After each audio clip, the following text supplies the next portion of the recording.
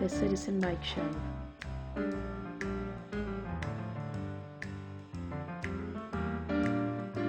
News. Commentary.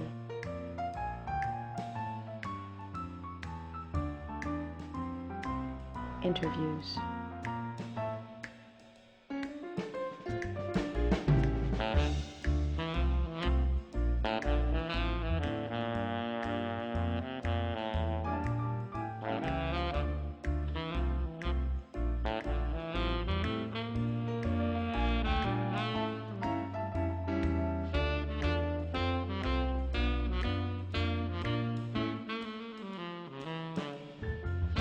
The Citizen Mike Show starts now. Hey, welcome to Citizen Mike Show. Thanks for tuning in. We do appreciate it. My name is Mike Berdinsky, and on my right is Christopher K. Shortell, newly reelected to another term on the Wallingford Town Council. Hey, congratulations. Thank you very much. And is that that little growth you're growing around your chin sort of in celebration of That little, it was a good luck charm? it was post-candidate forum, so we're going to see how far we can take this. But I don't know. Is this a new trend among the Republicans? It is. Marone started it. Laughlin started it. Right now, it's 2-1 in favor in terms of people liking it. But well, the two male Democrats, I hope, are going to come clean shaven. I mean, is that? I don't know. I mean, to draw the contrast, you know, on the That's one a good hand point. and on the other. That's a good Hey, look, point. I got this memo. I don't know how I got it or I don't know how I got it or who gave it to me, but it says something that you're going to be the co-host for the next 3 weeks. Is that? I read it and I could not believe that. Is that true?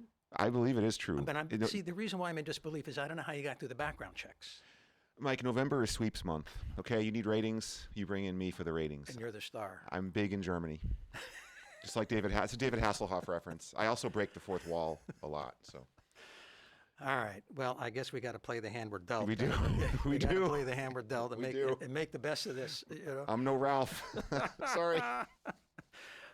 Yeah, where's Ralph when we need him? Right. So, we're here to do an election wrap up, okay? Mm-hmm. And so we got some statistics, and we're gonna sort of philosophize and play political scientists and go over some of the campaigns, not in a lot of specificity, but we'll just see where the conversation goes on the election. Can I just say I love that there's a big Dickinson sign behind your head. I think that's how apropos for the 2019 election. Is that on purpose? Well, let me tell you how that happened. So okay. I voted Rock Hill. Okay. And so I went to Rock Hill School to vote, and I saw Craig Fishbein there and Jeff Cohan there, and we chatted up. I went in to vote, and then I realized that hill in back of Rock Hill School has a ton of signs, and it could be a pretty good backdrop for the Citizen Mike Show. So before I left the parking lot, I just took the best angles that I possibly could, and I'm sorry, but that's just one of the signs. I think in back of me is a loose. There it is. There's a loose. Okay. All right. Good. Okay. I'm good. We got balance. Both sides. We got balance. Okay. So let's get some data up there on the mayoral race. Bruce, let's get that first slide, and we can sort of review what happened. So first, let's get oriented as to how the slide is organized. As you can see, the two vertical columns show the two successive, or the last elections for mayor in 2017 and 2019. And we can see what Mayor Bill Dickinson did in 2017. He got about 58.21% of the vote. And below that, we can see what Jared Liu did. He got about 41.8% of the vote. And there's the vote count totals there for each of them in 2017. So we move to the right column, and looks like the turnout, total turnout, the general population, I call us, the inmates here in Wallingford, right. The general population, more of us turned out to vote, and the vote totals went up for both candidates, but the percentage that each candidate got was almost the same.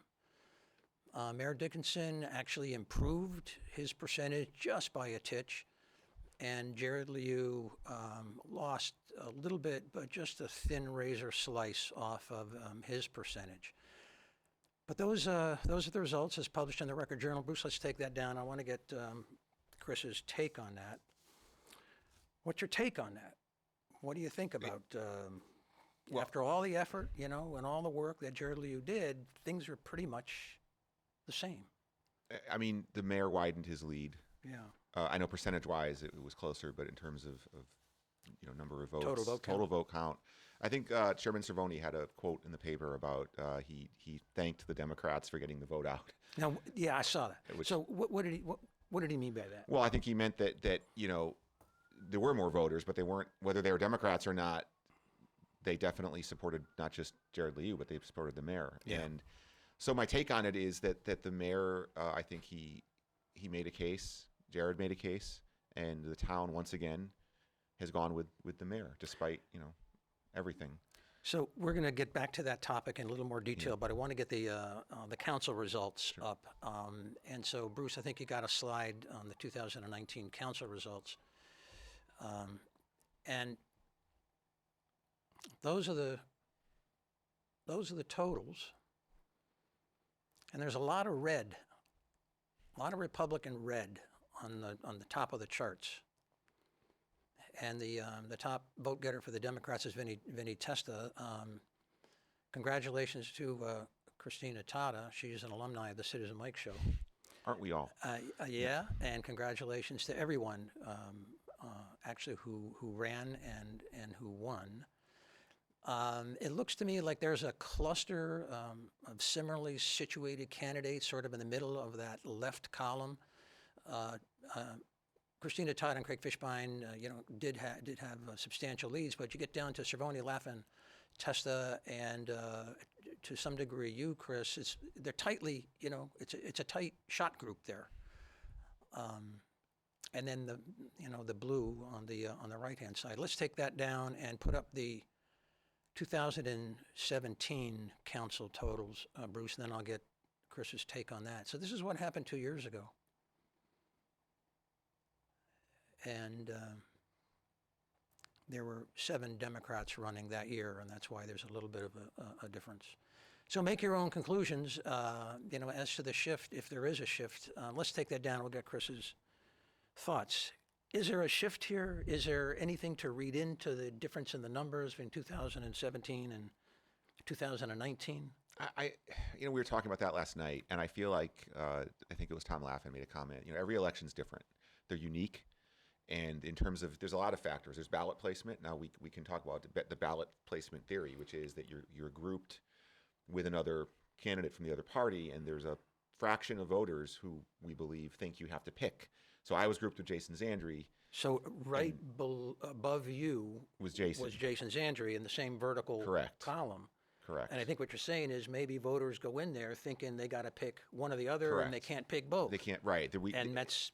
If 500 voters out of 12,000 think that, then that's 500 votes that could bump someone up from Yeah.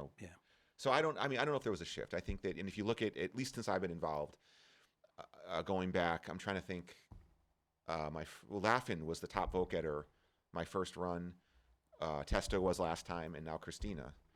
So it's kind of a rotating thing. I think each election is unique. So I wouldn't. It's tough to read too much into it. Also, not knowing how many. How do people campaign? And let me go back to Vinny Testa. Vinny Testa, I joke with him. We're all living in his world. He put out 2 signs. I think he did one ad in the Wallingford magazine, and he got the votes that he got. Basically, the last few elections. So you can look at that chart and say, "Oh, Vinny dropped." Well, not really, because look at the effort. I'm not saying he isn't putting effort in, but I mean, he basically. And it's Jason similarly. Jason does a lot in social media, but Jason, I don't think I saw one Zandri sign. So I want to digress for a minute. When I was in college, I had this theory about the grade effort ratio. Okay. And so that if I could get a B- by doing very little, I was better off than someone who really busted the books and got an A-. Right. Because they took so much more time, and I could just sort of coast and get a B-. Right. And that was success. Yeah. I like that. I don't know if that's I love that. That's a great theory. Is that a great theory? I hope my sons aren't watching. It doesn't work in politics. Okay. Yeah. Anyway, so getting back to the mayor's race. does this mean Mayor Dickinson's victory, which was comfortable by any standard? It was surprising, I think, on both sides. Would you agree with that? It was surprising, or were you Republicans thinking, "Oh, he's always going to win by a couple thousand"? No, You didn't think that. You couldn't have thought that. we did. You didn't know. Okay. There was. I will tell you, for talking to different. You want to be people. I mean, if you No, I'm not being. There was concern. I think there was concern that you.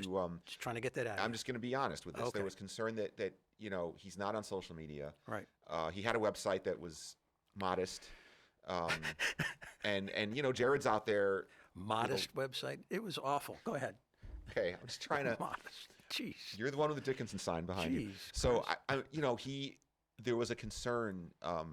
Somebody I know made a comment that everyone my age, like I'm in my 40s.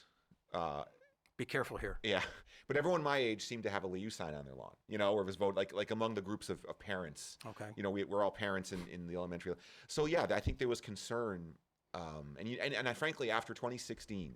Now that's a national election, but after 2016, can anyone be certain of anything? You in your generation, it was Dewey against Truman. Hoover. Wait, was that your generation? Yeah. But there's always one of those elections every generation where it goes the other way, and no one thinks it's going to go the other way. So we just had one in 16. So what I would say is that that's the starting point. That no incumbent at any level after 2016, or no favorite, should be comfortable after, because no one thought Trump could win, and then you have Jared coming back, hitting doors, and very active. And so, yeah, I think there was a concern, and I think... So now the vote totals are in. Yeah. And we see that Mayor Dickinson cruised to a comfortable victory. Can he now relax from here until the end of his career? And, I mean, he'll campaign like he always does and improve his website a little bit. But...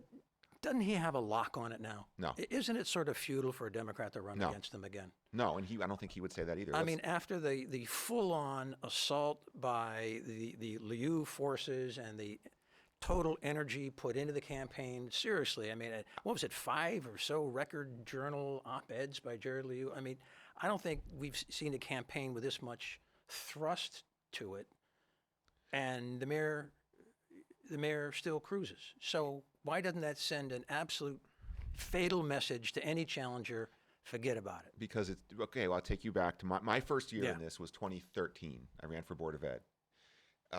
Let's go back to 2013, and I've used this example before. If you were a Martian who had no prior knowledge of Wallingford or anything, and you came down to Wallingford in the fall of 2013, and you would see all of Jason Zandri signs, you would see all the social media, you would have thought that Jason Zandri would have won.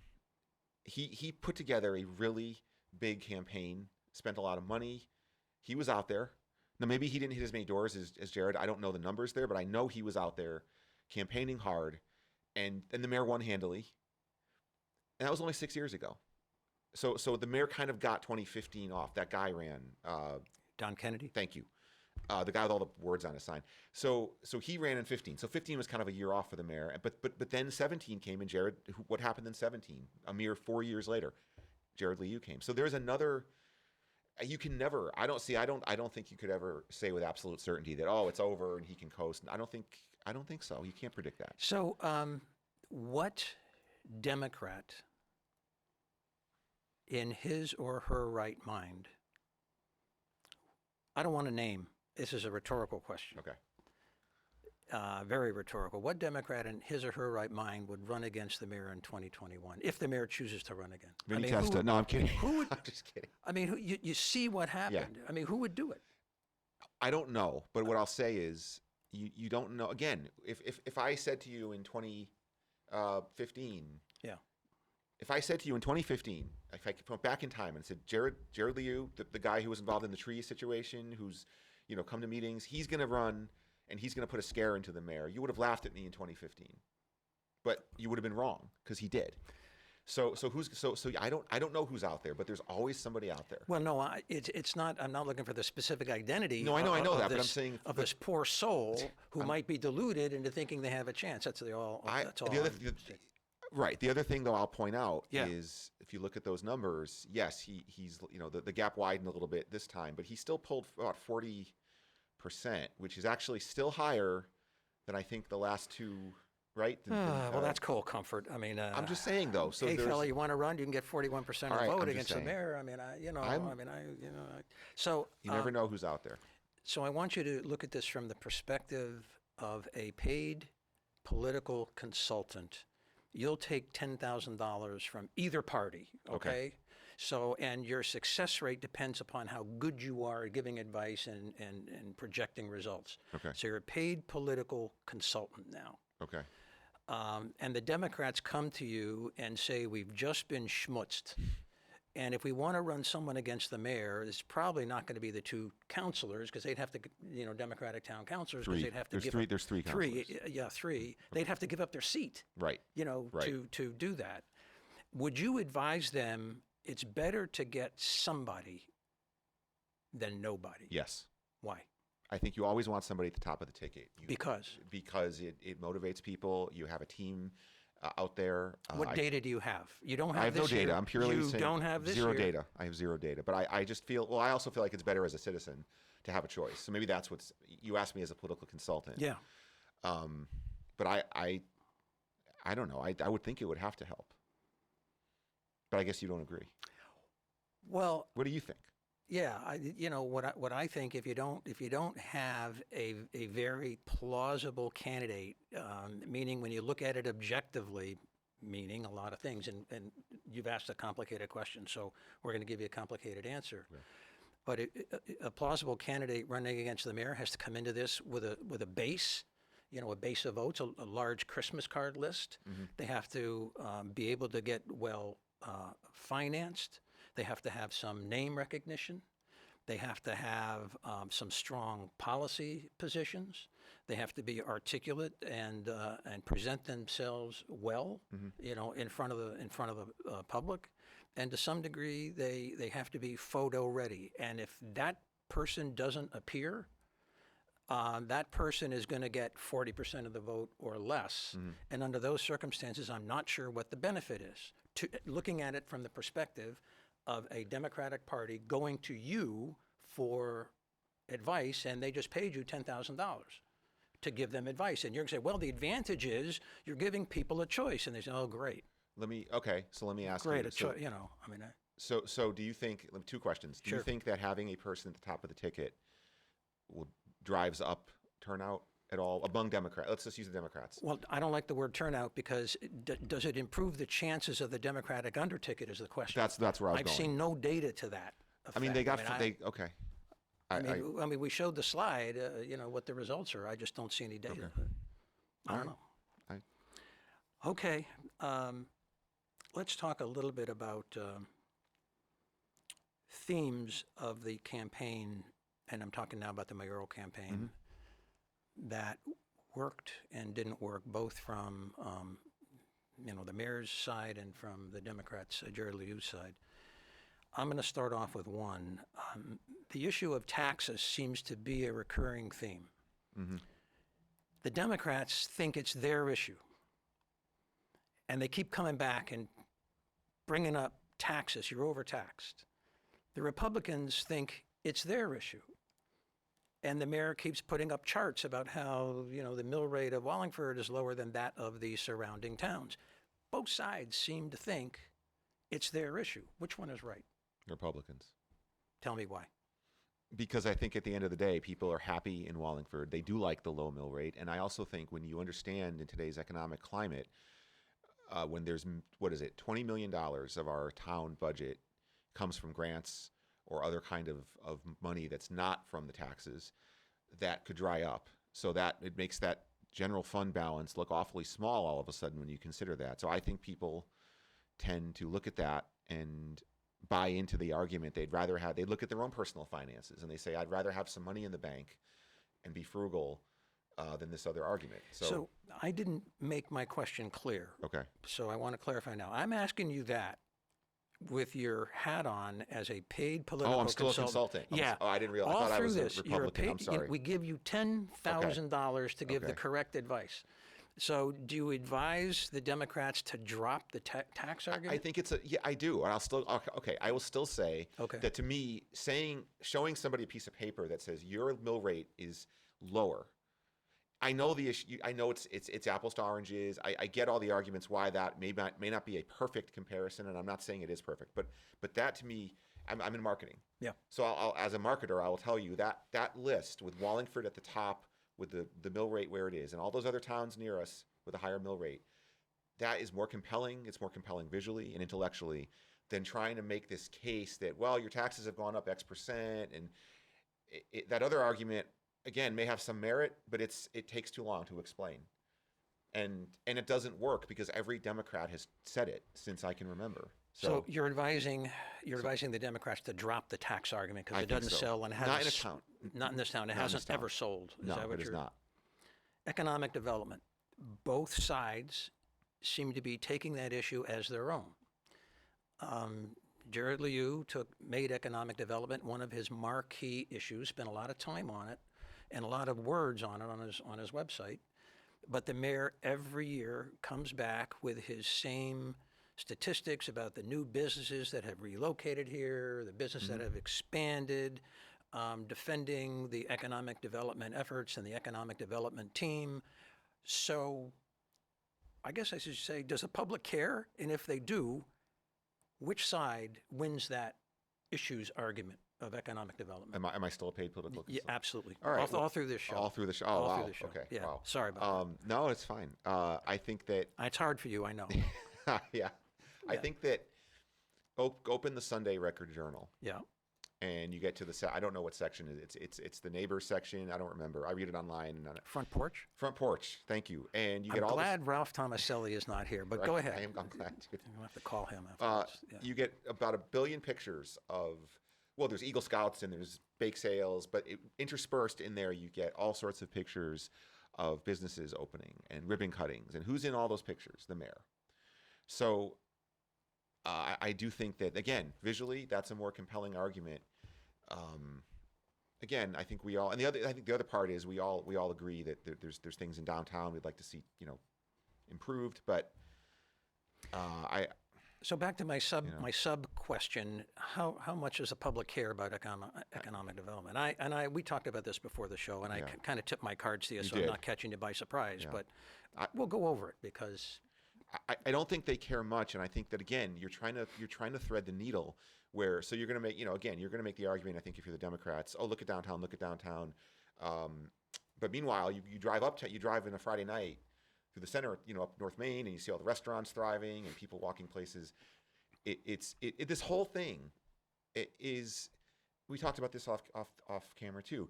You're trying to make the Mitt Romney argument in 2012 when people were generally happy.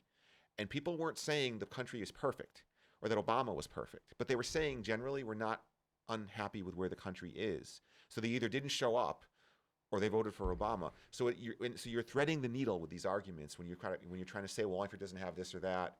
And I think economic development is a great example of that.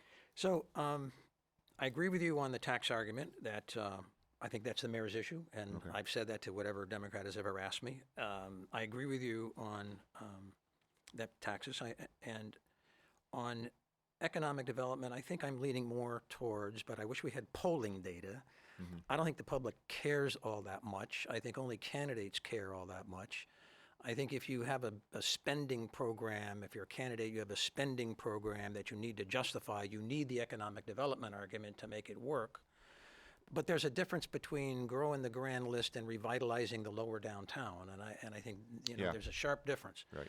And so there are measures that you can do perhaps in the lower downtown that are not really economic development plays. I think whatever happens to lower downtown would barely move the needle on the grand list. Yeah, I see because your it's point. Route 5 that drives it. It's the hotel district near 91 and 68. Right. It's North Plains. It's Barnes Industrial Park. Those are the locations that drive the economic development results. And the lower downtown is just a bit part of that. It's just a small, minor detail. But revitalization, it maybe is more important, but it's also beyond the control, largely, of the town. Your thoughts on what I just said? I agree. All right. I agree. So one of the issues raised by the Liu theme campaign was a claim that the current administration contributes to stagnation and the status quo, and then there's a lot boo versus a transformative program. And this was a dominant theme of the Liu campaign. And did it work? And if not, why? You got your paid political consultant hat on. I mean, no. First of all, am I wrong in describing that? I don't. And maybe I was wrong in describing that theme there. I mean, no. I think that was a theme. I mean, I read his website, and there's a lot there. I had a hard time picking out themes because there's a lot. So I would say, as a paid political consultant, streamline the website a bit. But I think you need a couple of examples. Okay. What you don't need is a 50-page PDF and then 5 videos. That's what you don't need, because no one's gonna pay attention. So I don't think it. I mean, It didn't sell in your mind. Well, I mean, none of it sold. He lost. And you wouldn't advise it. And you wouldn't advise it if another candidate come up. If you can pick one thing and harp on it, or pick a couple things and really pull something out of it, but it's kind of a broad theme. So one of the Dickinson themes has always been, it's not just this year, is that the town is well run and folks are in good hands, and everyone is getting a fair shake. Does that sell? Yes. So if that sells, why would you advise the Democrats to run a candidate for mayor in a next election right into the teeth of that message?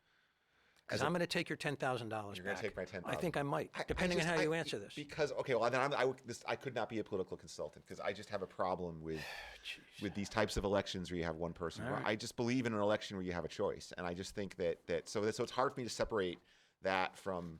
And I'm going to, you know what? No, I'm going to go back, because we're sitting here in 2019. Yeah.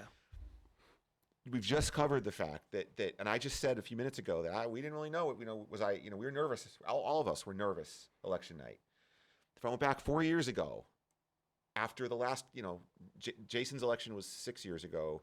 The follow-up was 4 years ago. Would we have predicted this? No, we wouldn't have. So yeah. If there's someone else out there who can put in the work, you keep plugging away. Absolutely. Well, I've been trying to pull teeth out of you to find a theme that would work for the Democrats, and I think I've come up dry. Well, I'm not a Democrat. Where is Dickinson most vulnerable? Your 10 grand is on the line. My 10 grand is on the line. Where is he most vulnerable? I think he's. This is a tricky argument to make if you're a Democrat, but I'm going to make it. Okay. I think, and I said this earlier about people my age. I think I don't have any data. I just looking at people we know and who had signs in their lawns. I think he's most vulnerable in the argument that really no one should be in the same job for 35 years, and that's not it's just in general. It's just something where you feel like you want to get someone new. The problem with that argument, if you're a Democrat, is that means you can't vote for Ray Mashinsky. You can't vote for Vinny Testa, really. He's been on the council. He's been doing this, So it does create problems for a Democrat to make that argument, because there's plenty of Democrats who are kind of, Rosa DeLauro. I mean, a lot of ageism in there. There is. I'm just saying. It's not ageism, but I feel like you've come to the wrong TV set with that ageism article. Right. I think that would be, and again, I'm not saying the argument of all the argument. Technology is not an argument against it. No, not against. Doesn't work. Everyone's tried. Right. It doesn't work. I do think, though, if you could, it's time for a change. Okay. And that hasn't worked either. But I mean, if you're asking me to rank the arguments, I guess I would say that's the one somehow. So I'm going to throw out one, but I want to defer it for a couple of weeks. Okay. I'm going to just throw out one. If I'm still here. Transparency. That's a big one for you. For me personally. Yes, it is. So we'll discuss that in a couple of weeks. See where we go.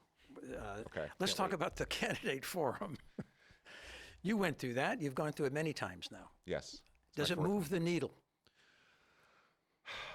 A good performance, a bad performance? I think it could. I think it could if you're there. If you watch it or if you go to it undecided, yes, it moves the needle. But the question is, how many people? Yeah, is there watch any it? data on that? No data. We kind of know how many people watch Gummer TV because I think they have the hits up there on YouTube. Well, that's right, but it also airs on the TV station. That's so true, we don't know, Yeah. the hits are, I want to say, I could look right now. I want to say it was a couple hundred. The mayoral one gets more. Yeah. But I know the council one was running at a few hundred the last time I looked. But It's not a lot. It's not a lot. If No, you assume out of YouTube is 90%, and probably is. it's not a lot. Okay. But when you're going through it, when you're up there, it feels like it means everything. You're sitting up there in Yeah, front of the lights. it feels like a high risk performance, doesn't it? Yeah. That if you botch an answer, you're done, you've right. lost, and you're depressed, and you have one beer too many, and Right. and you're sulking, and Right. But my view is almost everybody. There's a couple candidates over the years. I'm not going to mention name or years that froze up and actually couldn't answer a question, Okay. and they won. Okay. So I think, generally speaking, everyone who is running by the time they get to the forum can put in a good enough, and everyone I think did put in a good enough performance at the forum. So that it didn't hurt them or help them terribly. But You said everyone did, or do you want? You're talking about the council forum? well, you correct me then because I don't- I'm not going to stand by what I just said. Well, I want to back off. And your thoughts on that? No, I mean I don't want to say anyone did bad, but Yeah. I felt like the incumbents were clearly, and I know this comes out self-serving. I'm an incumbent, but I thought that the 8 incumbents up there were clearly the best on the stage. And then I just being there in terms of the answers, the grasp of the info, the knowledge. I think What about the questions? How would you rate those this year? depends who they came from. Well, you better explain that, young man. That's, What, you what do you touched mean a by nerve that? on that one. Yeah, I don't know. Go ahead. All right. So we have the reporters. I thought Lauren Tokoris, the Record Journal, was excellent. I thought her questions were well researched and they were targeted to the candidate. Like she asked Christina something that she had said on your show. So that was like a really targeted question. And because of what Lauren Tokoris did, we're never going to get any guests again on No, the you Citizen will Mike get- show. I'm I can here. see that. And I thank you. I will be the magnet. I will bring them in. Thank you very much, and the Lauren viewers. Tokoris. We're going to get you. Yeah, go ahead. But I thought her questions. I had zero issue with her questions because they were. I felt like they were really well done. Yeah. Luther and I go way back. Luther has this thing with Tim Ryan. That's a New Haven Register reporter. Luther Yep. Turmel. Love Luther. We have a good relationship. But that night, one night every 2 years, he comes up and he asked me some question. I had cited something about the proton therapy place that was going in as an evidence that Wallingford isn't. And you didn't answer it well, so you're blaming Luther? No, I answered no. Luther had questions, so he said, "Do you think Tim Ryan had anything to do with that?" And I was like, "Luther, they reported that he did." And I almost wanted to say, go ask the Record Journal. Don't ask me. Are you questioning a fellow journalist? Are you questioning Mary Ellen Godin's reporting? It was just a weird question to get, and I didn't really. He asked Christina a question I remember that I didn't like. In defense of Luther Turmel, because I think he does a great job consistently, one of the themes of the Citizen Mike show is that more often than not, one needs to challenge the official version of things. Right. And I think that was Luther's way of seeing if you were going to challenge the official version or if you had any information that would throw it in doubt. And I mean, just saying. I know. Just saying. So that was so. Anyway, that's fine. I joked 2 years ago. I thanked him for coming and showing up every 2 years. So move on to the students. Move on to the students. So the students' questions were good. The student questions were different this year. I thought 2 years ago there were a couple. I got a softball. Why do you want to run for the council? Or what motivates you to run for the council? There weren't really any of those types of questions, which from objectively is better. As a candidate, I was like, I would love to answer a fluff question, but the student questions were better. Again, the thing with the student questions is that I think they sometimes veer into issues or topics that one counselor is not going to be able to influence. How are you going to solve global warming? right. How can you stop gun violence? I mean, there was a question about not geothermal, but renewable energy that that they asked, and I was like, I didn't get it, and I was glad I didn't get it, but I'm like, I wouldn't, but I think it's good that they're there, and they were fine overall. Yeah. The big not to veer off topic, the big loser at the forum was the one high school plan. Explain. At the whole thing, because everyone was against everyone. I mean, the mayoral, I didn't watch the Board of Ed, so I didn't go to that one, so I can't speak to the Board of Ed one. But at the council forum and then the mayoral one, I mean, both Jared Liu and the mayor were critical of the plan. I think almost to a fault. The council candidates that were asked that were also not on board. I walked away thinking that's the big loser. I don't know, potentially. Any reforms that you would make? Oh, I would. To the forum. All right. I would make, I have a whole, how much time do we have? Well, for this question, Yeah. be pithy. All right. You know, I'm going to cut you off. Be pithy. They alphabetize the candidates. And so Shortell is, later in the alphabet, I always go second. I always show up first so I can hear the questions because I know, no offense to the students repeat the questions. So I already kind of know the student questions beforehand. So I think a reform could be, number one, work with the students to get them to have a larger library of questions, or politely ask the candidates to give up their First Amendment rights for an hour and not go to the first part. Or randomize, I don't know, do something to mix it up. Because every year I go second, and I hate to almost say this, I don't want to lose the advantage, but I think you have a huge advantage if you go second. That's one reform I would make. So I think that we have common ground on this point. Finally. Maybe the easiest thing to do is to, through the proper protocols and channels, ask the students to develop a unique question for each separate candidate. Right. I think that's the easiest thing to Yeah. do. It shouldn't be a burden on them. And, another reform. Another reform would be, well, this isn't a reform. This came up a lot. I would keep the closings at 2 minutes. I've never seen this many candidates not make the 2 minute cutoff in their closing. I felt like almost half of them, maybe not half, but it felt like a lot of people got to that 2 minute mark and got cut off. And I say, look, it's 2 minutes. You've known since the beginning of time it was 2 minutes. You need to be able to say your remarks in 2 minutes. 3 minutes is going to be way too long. So I keep it at 2 minutes. I know Craig Fishbein somewhere is saying no, but Craig did his in 2 minutes. So I think 2 minutes, I would leave it there.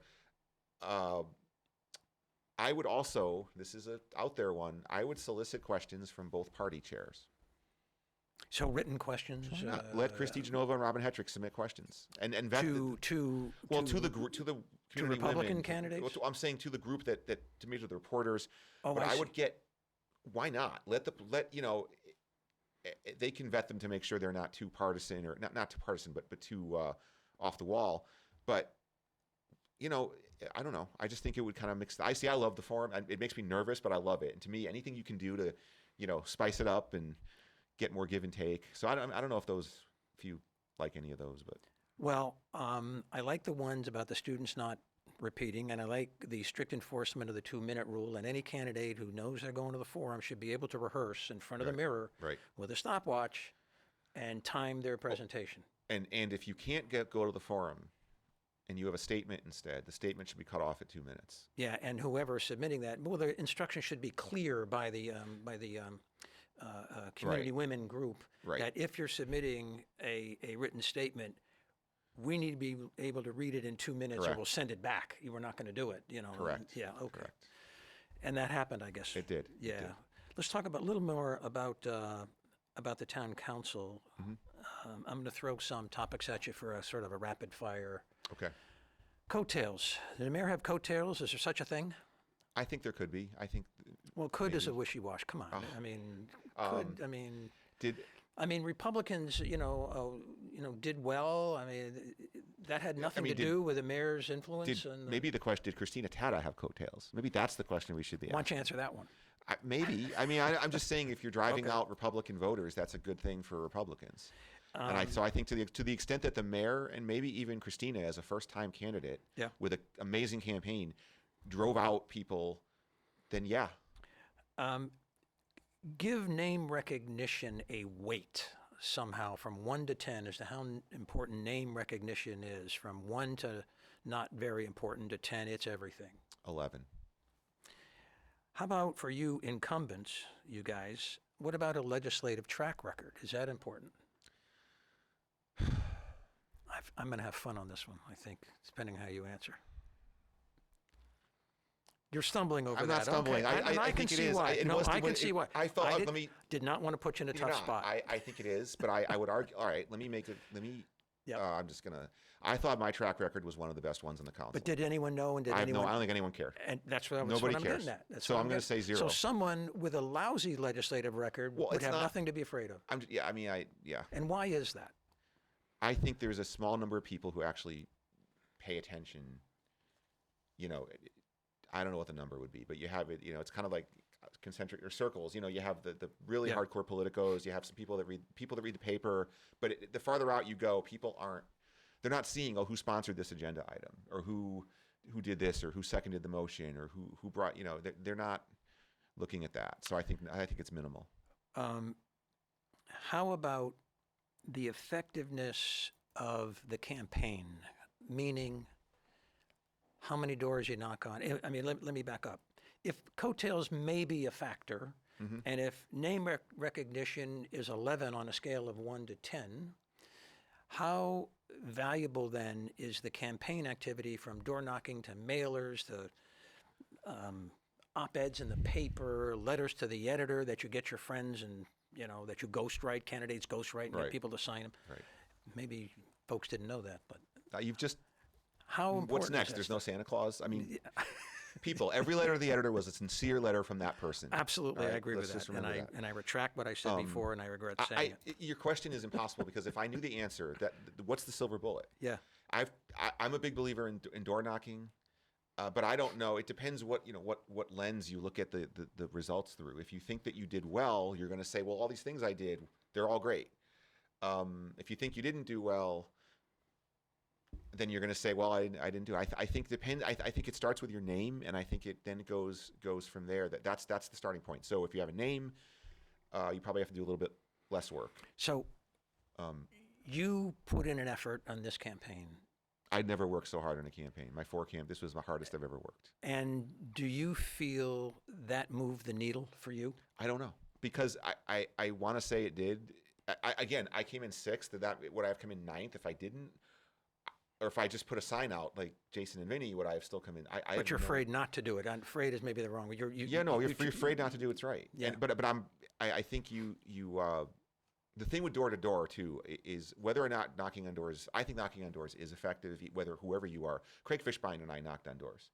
I mean, Craig Fishbein does not have to knock on a door if he doesn't want to. You know, I mean, his name is up there. He's been, but I think that connection with voters, and it's not just about talking; it's about listening and understanding what people care about. So I think that as long as I'm doing this, I will always knock on doors. I'm become a bigger believer in mail, and I'm getting an airplane. Yeah. And I'm also going to do What kind of an airplane? A Concorde. Okay. They're bringing it back, and I'm going to do a sign with Brad Pitt's picture, but Shortell, but it'll have Brad Pitt. We'll see who will notice the difference. It would fool me. I mean, it would fool me. So speaking of knocking on doors, Yeah. back in the day when I was knocking on doors, running for council, I had 4 races for council. One of my strategies was, and I started this sometimes in beginning of June or certainly before July 1. Yeah. Is I would very often go to a neighborhood that had the longest driveways that takes forever to get to. Yep. And I would walk all the way down the driveway under the theory that if someone answered the door, or even if they got it, on the doorknob, my Right. little hanger on the doorknob, they would say, "That Mike Berdinsky, he walked all the way down this driveway just to talk to me and ask for my vote." So I did that. I don't know what effect. I'm just saying I played around with that. Right. I played around with that concept, especially in rainy weather. Oh, you want Because you got to go out in the rain. I mean, I think candidates have the wrong idea. You don't go out on, well, you can. You go out on the sunny days. But the days that it rain, Yeah. take your umbrella and go. I mean, the sympathy factor, it's like a wet puppy. You know, who can resist a wet puppy? Taking notes for 2021. You young guys, you don't know how to do it. So, a little bit of reflection on the Board of Ed. Take just a couple minutes there. But looking back over the discussion we just had tonight about the mayor and the council race, I gather from your comments the mayor does not appear to you to be invincible, right?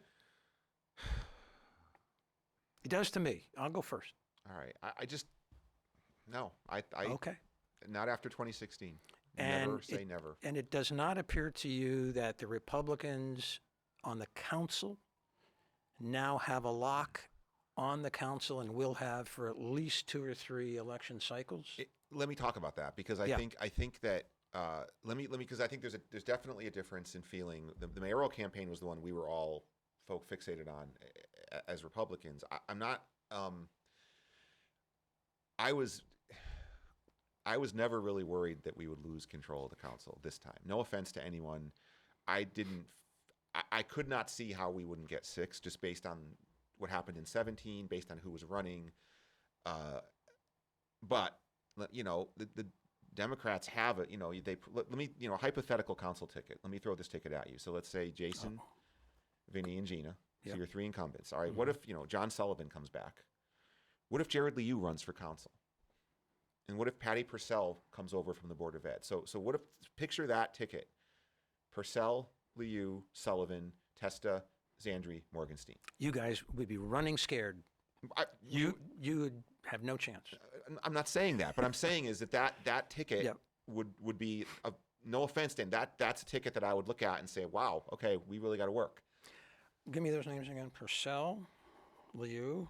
I'm going to send these guys emails. Right? I just gave. And there was a third one, It's John Sullivan. Sullivan. I'll send them all Yes, emails. right. And the $10,000 consultant I recommended, finally met your standard. recommended this. And Don't you think that would be a pretty daunting ticket? I understand Mayor Dickinson just started watching this show. He's taking notes, Yeah, and he's sure. booting you off He's the his ticket. biggest fan now. Yeah, Welcome to the R team, Mike. yeah, stuff it. So let's go to the Board of Ed. Ralph will be back next week. Let's go to the Board of Ed, and congratulations to all the winners. And just looking over the vote totals, it seems like there is a cluster of Board of Ed candidates towards the top.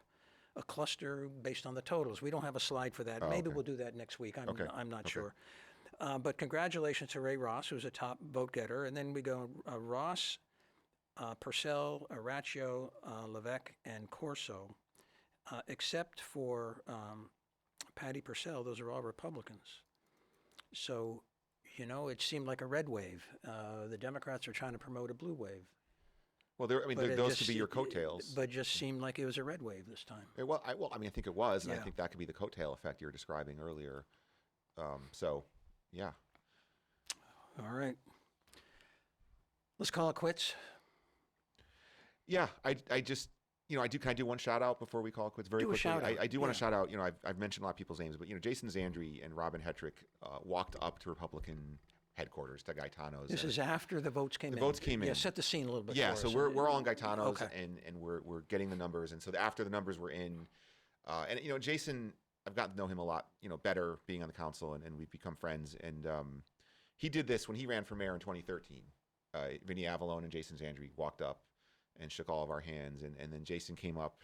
So I just, I think it was, first, I respect him for that, and I respect Robin for that. And I just think we have to come together, and it's great to analyze this, and it's great to, Monday morning quarterback, but at the end of the day, I think we all have to come together. But that's it. Let's make that the final word. Sure. Thanks for coming on. I'll see you next week If you'll have me. and the week after. Yes. All right, we got a plan. Thank you, viewers, for watching the Citizen Mike Show. We're here on Wednesday nights, but you can see it on WPAA TV on Thursdays, Fridays, Monday, Tuesday, and Wednesdays at 9. Hence, if it's 9 at night, it's Citizen Mike. And it's up on YouTube. Probably gets up there on Thursday, maybe Friday. So get onto YouTube and search the Citizen Mike Wallingford channel, or get in touch with me either through the studio or send me an email or give me a phone call, and I can send you by email a link to the YouTube production when it is posted. Thanks, everyone, and thanks to Chris Shortell. Good night, everybody.